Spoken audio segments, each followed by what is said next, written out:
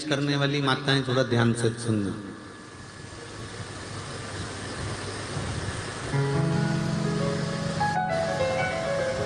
हरियाली तीज जब माताएं करती हैं तो एक हरियाली तीज, एक गणगौर की तीज, ये दो तीज के व्रत ऐसे होते हैं जिसमें जब माताएं करती हैं तो उस समय पर उमा, ब्रह्मणी और लक्ष्मी, इन तीनों की आराधना का फल उसको केवल एक व्रत से प्राप्त हो जाता है। अब देखिए, व्रत से एक ही उपवास से उसको संपूर्ण तप साधना का फल प्राप्त हो रहा है, संपूर्ण तप साधना का फल उसको मिल रहा है। मात्र एक व्रत से, केवल एक व्रत कर रहे हैं, संपूर्ण तप साधना का फल उसको प्राप्त हो रहा है। तो ब्रह्मणी ने ब्रह्मदेव से मांगा, लक्ष्मी जी ने भगवान विष्णु से मांगा, पार्वती जी ने भगवान शिव से मांगा कि ऐसा वर दे दीजिए जिस वर से एक ही व्रत करने से संपूर्ण फल की प्राप्ति हो जाए, संपूर्ण फल मिल जाए। ऐसा एक व्रत का फल दे दीजिए, मात्र एक व्रत का। अब देखिए, ब्रह्मा, विष्णु और महेश, इन तीनों की जो देवियां हैं, ब्रह्मणी, लक्ष्मी और पार्वती, थोड़ा ध्यान लगाकर सुनना। तीज शिव महापुराण की कथा ही नहीं, आप जो तीज करते हो, हरियाली करो चाहे सातुड़ी करो, उस तीज की महत्वता क्या है, इस हिंगोली की शिव महापुराण की कथा में अपने को समझना है कि उसकी मूल तत्वता, उसकी महत्वता है क्या, उसका महत्व क्या है।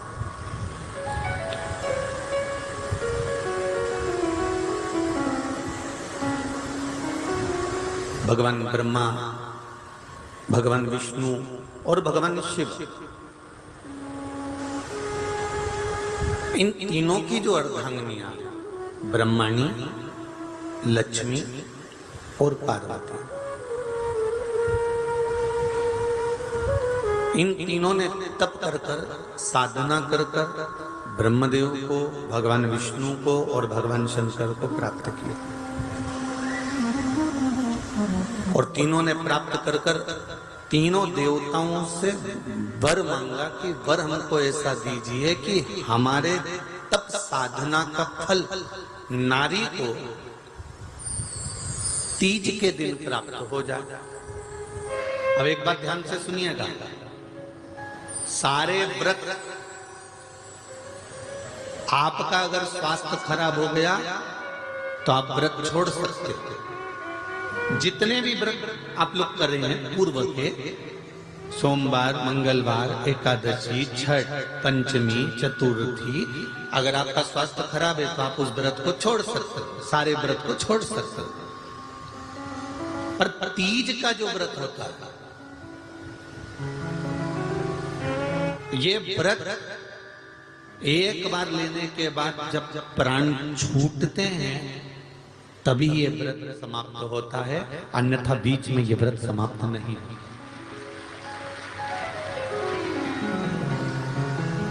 ये व्रत समाप्त होता ही नहीं। अगर शरीर से नहीं बनता कि अब हमारी अवस्था हो गई, अब शरीर से नहीं बन रहा है, तो भले एक पहर की पूजन कर कर, एक पहर का नियम धारण कर कर, एक पहर का स्मरण कर कर, एक पहर का पूजन कर धारण करो, और उसके बाद में भले आप थोड़ा सा जो भी आपको लेना है वो कर लो, पर इस व्रत को करना ही पड़ता है। इस व्रत का नियम ही यही है। एक बात और याद रखिए, श्रावण के महीने में सारे व्रत आते हैं, बहुत सुंदर सुंदर।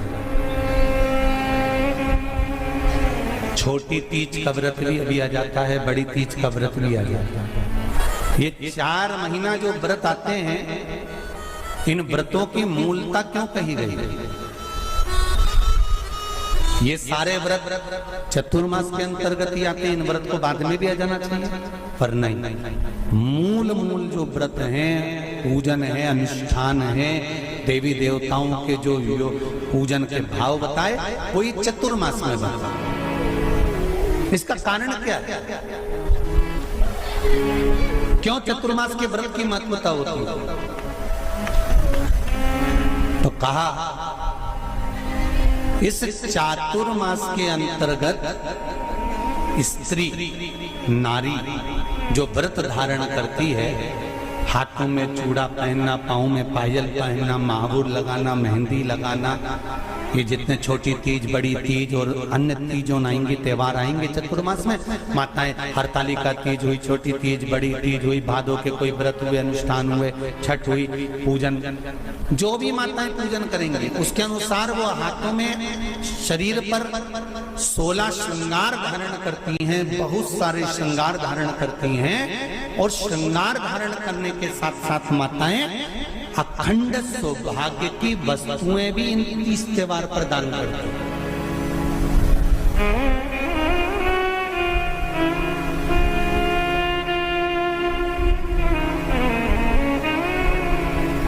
जो अखंड सौभाग्य की सूचक है, जो अखंड सौभाग्य की वस्तुएं वो देने का प्रयास करते हैं, दान।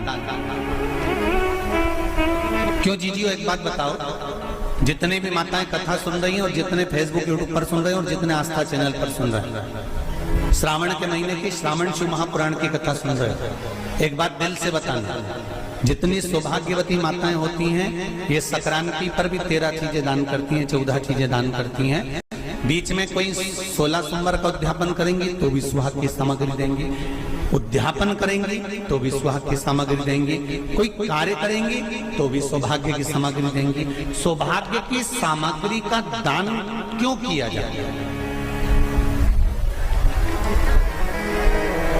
सौभाग्य सूचक वस्तुओं का दान क्यों किया जाता है? सौभाग्य की वस्तुएं क्यों प्रदान करी जाती है, क्यों दी जाती है? उसका कारण क्या है?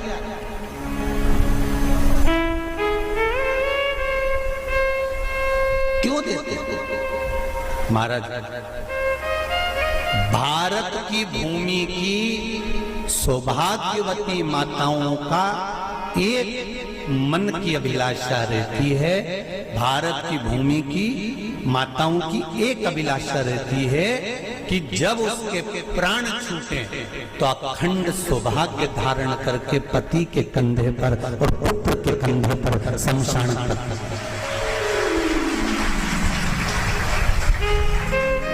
ये भारत की भूमि की माताओं की सोच, उनके मन का संकल्प, उनके मन का भाव।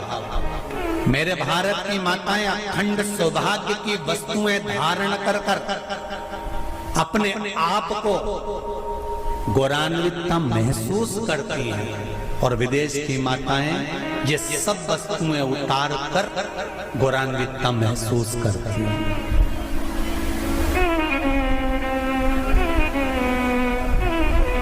क्यों देते हैं चूड़ी का दान, क्यों देते हैं बिंदी का दान, क्यों देते हैं अखंड सौभाग्य का दान? किस महाराज?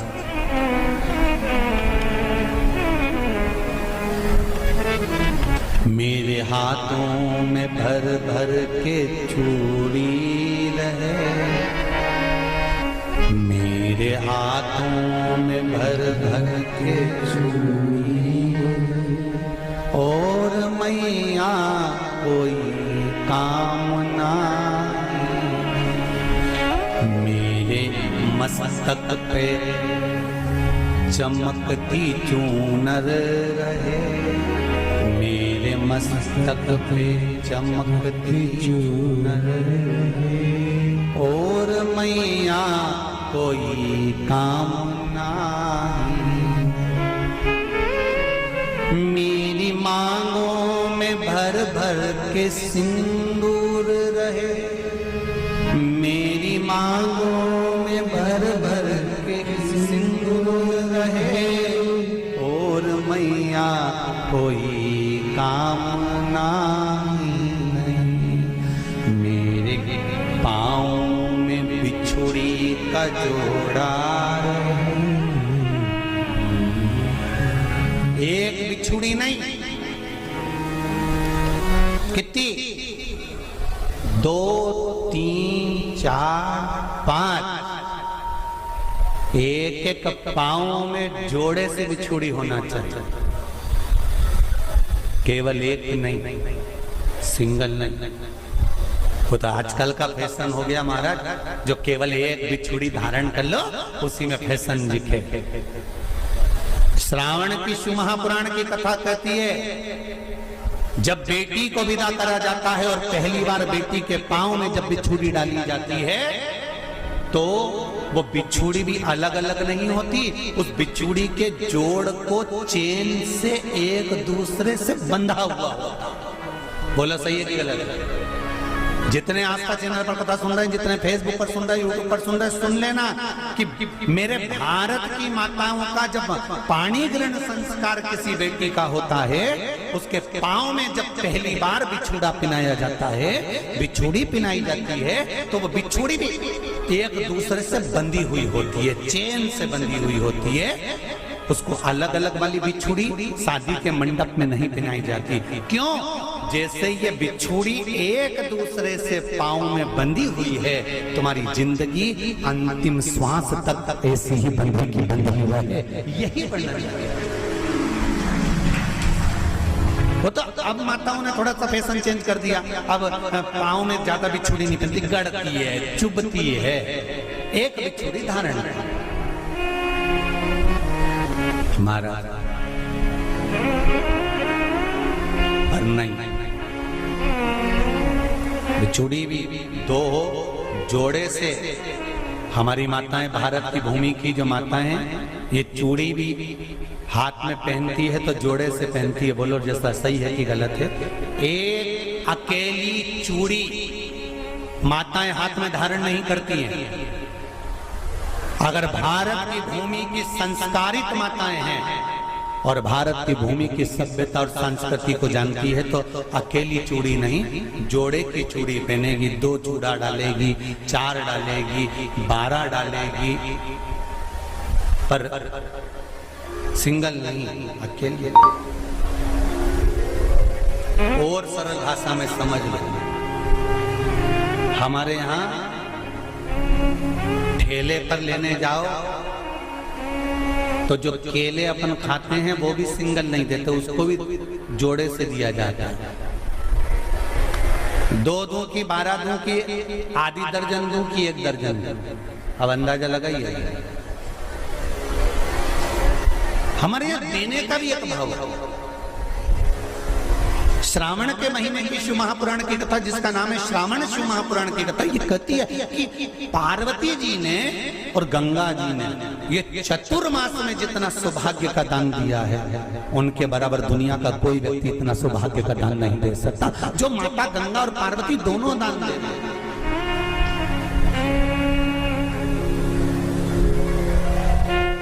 प्रतिदिन दे रहे हैं।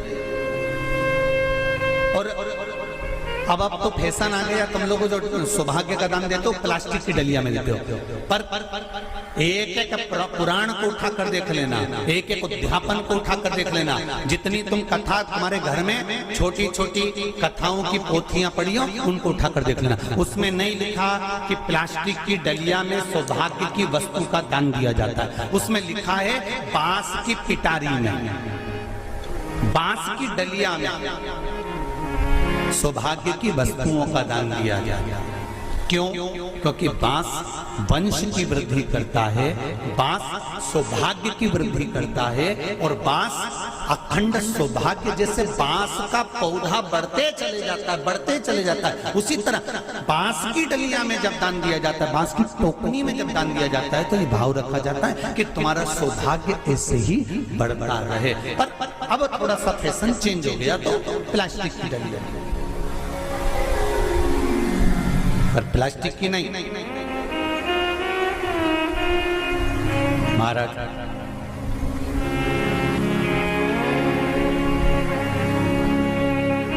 शिव तत्व की ओर चलते, शंभु शरणे पड़ी मांगू घड़ी रे घड़ी दुख का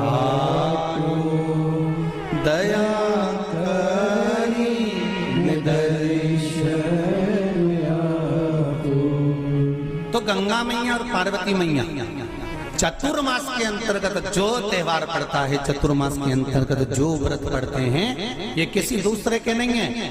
तीज का व्रत माता पार्वती का, छठ का व्रत माता पार्वती का, चतुर्थी का व्रत माता पार्वती का, ये सारे व्रतों की शुरुआत गंगा और पार्वती ने अपने बल से। बोलो हर हर महादेव। ये अपने बल से बनाना, अपने बल से।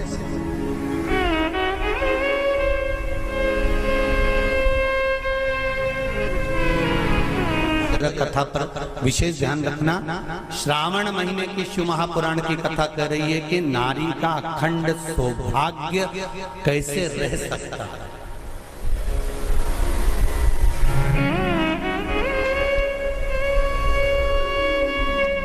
अपने घर के बच्चों को, अपने घर की बेटियों को, बेटों को, अपने घर की बहुओं को, अपने परिवार को कैसे एकजुट कर कर एक साधना में रखा जा सकता है, वो शिव महापुराण।